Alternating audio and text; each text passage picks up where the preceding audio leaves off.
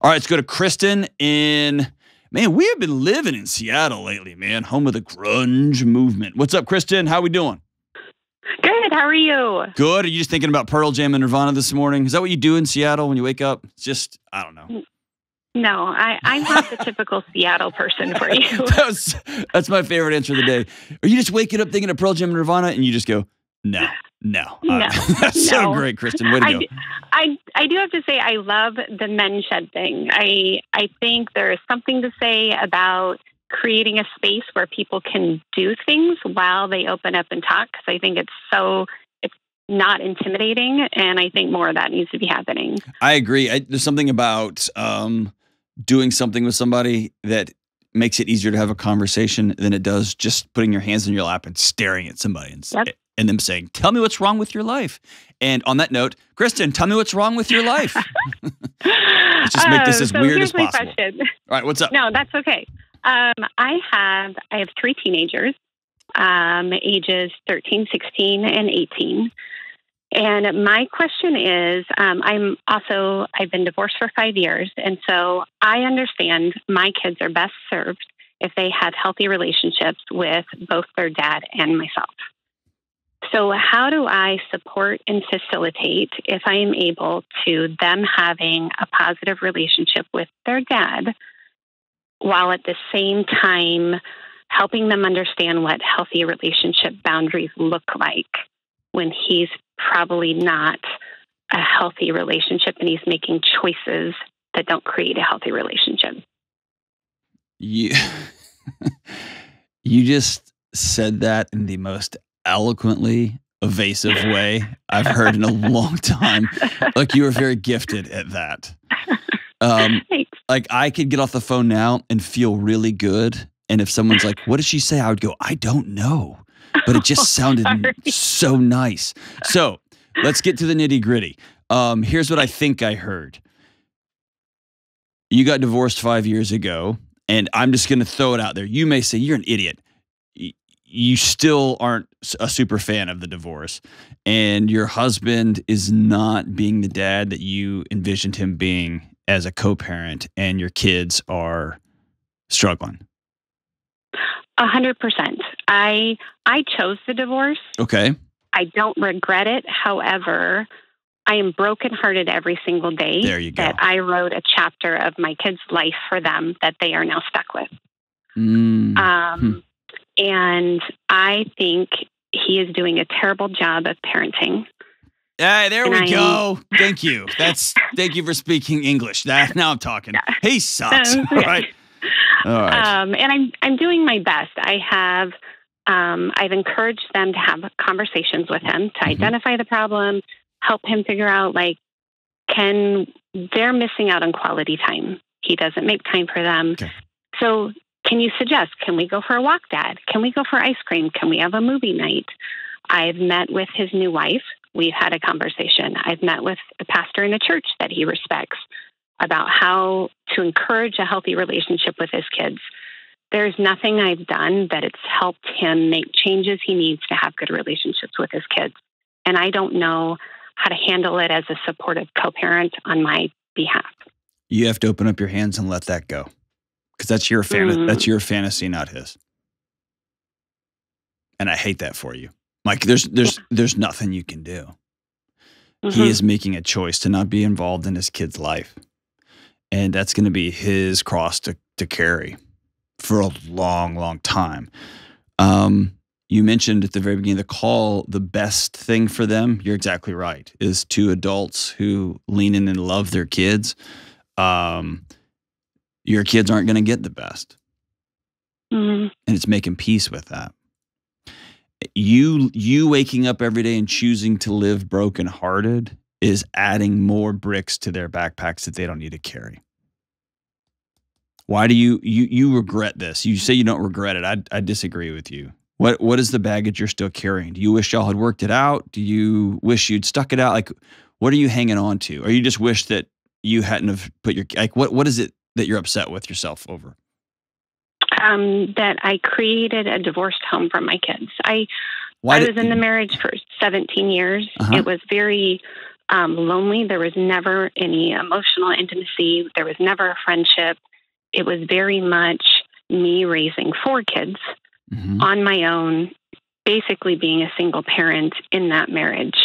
I do not regret leaving the relationship. I regret the heartache a divorced home creates for my kids. Did you also regret the heartache that a lonely, isolated spouse creates? Did you also lament the heartache that your kids are going to have to carry watching their dad act like a grown-up child and forcing mom into a parental role instead of a partnership role? Like, you made a choice, a relational choice, because you couldn't survive anymore.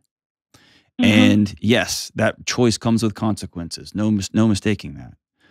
But choosing something else would have come with consequences, potentially more extreme ones. Because your kids would have grown up in a home so filled with tension and so filled with angst and so filled with rage that they would have spent all of their time wondering what was wrong with them because they felt insane. At least now they have something to point at, right? Yeah. And they've got a mom that loves them like crazy. Fair? Absolutely. And so the story of their dad is unfolding in front of them. And we don't want this. This isn't something you would cheer for or hope for. Right. But there will come a moment when your kids, if they haven't already, go, oh, okay. Oh, they're there. Okay, right? And here's where that's dangerous for a kid is, you probably heard me say this before, but they know that half of them is that guy.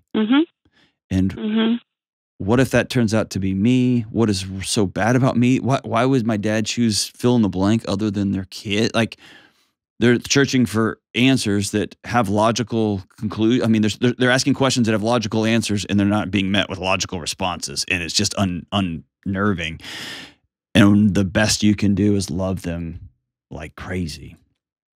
And we talk about that a lot, because I've heard you say that quite often, and especially my 18-year-old.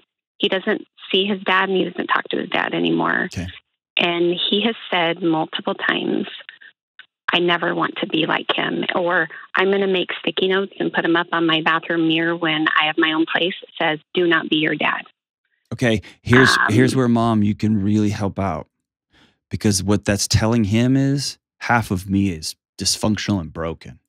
And so I think it's hard, but it's important to say, yeah, there's some things that I wish your dad was doing differently. I wish he got to see what an awesome son you are, like I get to see. And your dad is really charming and love and funny, and he can be really engaging, and he's got some good qualities too. And by lifting up the good parts of your ex-husband, you're lifting up your son. And that's really hard, because it's easy to just burn the whole guy to the ground, but you're burning your son to the ground too when that happens.